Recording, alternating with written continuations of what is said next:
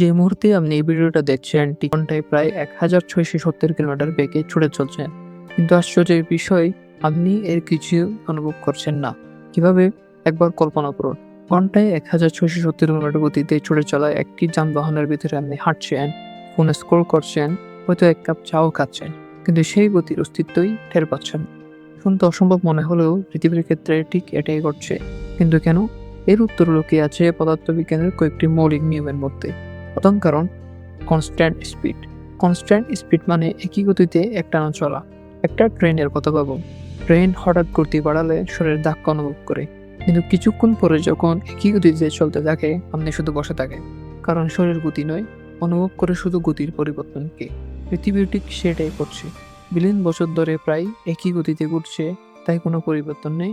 আর পরিবর্তন না থাকলে অনুভূতিও নেই। দ্বিতীয় কারণ, ইনার্শিয়া অর্থাৎ জড়তা। আপনি শুধু পৃথিবীর উপর দাঁড়িয়ে নেই, আপনি পৃথিবীর একটা অংশ। নিউটনের ইনার্শিয়া বলে, কোনো বস্তু তার বর্তমান গতিতে চলতে থাকে যতক্ষণ না বাহ্যিক কোনো বল সেটাকে বদলায়। তৃতীয় কারণ, নো এক্সটার্নাল রেফারেন্স ফ্রেম। আমাদের মস্তিষ্ক গতি বুঝে তুলনা করে। ট্রেনে বসে জানালার বাইরে গাছপালা পিছিয়ে যেতে দেখলে আপনি বুঝতে পারেন ট্রেন চলছে। কিন্তু যদি তুলনা করার মধ্যে কিছুই না থাকে, তাহলে গতি বুঝেও অসম্ভব। পৃথিবীর ক্ষেত্রেও তাই। মাটি, বাতাস, শহর, সমুদ্র সবকিছু আপনার সঙ্গে একই গতিতে চলছে। তাই আপনার মস্তিষ্কের কাছে তুলনা করার মতো কোনো রেফারেন্স নেই, ফলে সে ধরে নেই সবকিছুই স্থির। চতুর্থ কারণ, অ্যাটমসফিয়ার লকড বাই গ্র্যাভিটি। যদি পৃথিবীর বাতাস পৃথিবীর সঙ্গে না ঘুরতো, তাহলে 1670 কিলোমিটার গতির বাতাস প্রতি মুহূর্তে আপনার শরীরে আঘাত করত। মানুষ 1 সেকেন্ডও টিকতে পারতো না। কিন্তু বাস্তবে সেটা না, কারণ মহাকর্ষ শুধু আপনাকে নয়, বাতাসকেও পৃথিবীর সঙ্গে ধরে রেখেছে। পঞ্চম কারণ, গ্র্যাভিটি বনাম সেন্ট্রিফিউগাল ফোর্স। পৃথিবী ঘুরছে, তাহলে আমরা ছিটকে যাচ্ছি না কেন? কারণ দুটি শক্তি কাজ করছে।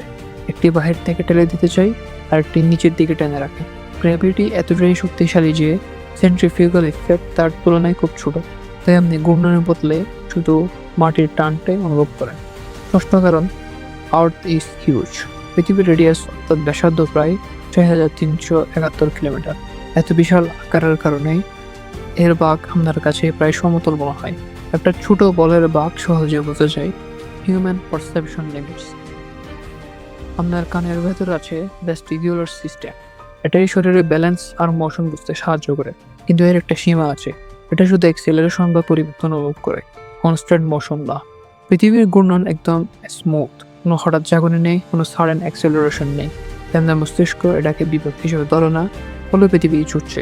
আপনি আসলে স্থির নন, আপনি শুধু এমন একটা সিস্টেমের ভিতরে আছেন যেটা আপনাকে স্থির মনে করে। আর যদি ভাবেন এখানেই শেষ, তাহলে ভুল ভাবছেন। কারণ পৃথিবী শুধু নিজের রক্ষাই বলছে না, এই মুহূর্তে পৃথিবী সূর্যকে প্রদক্ষিণ করছে প্রায় 1,07,000 কিলোমিটার প্রতি ঘন্টা বেগে। সূর্য আবার ছুটছে মিল্কি ওয়ের চারদিকে প্রায় 8,28,000 কিলোমিটার প্রতি ঘন্টা বেগে।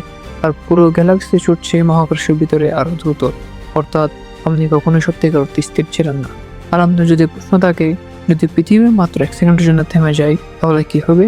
সেটা জানতে এখানে দেখে ফেলুন হাইকিউরির এই ভিডিওটা। ধন্যবাদ সবাইকে।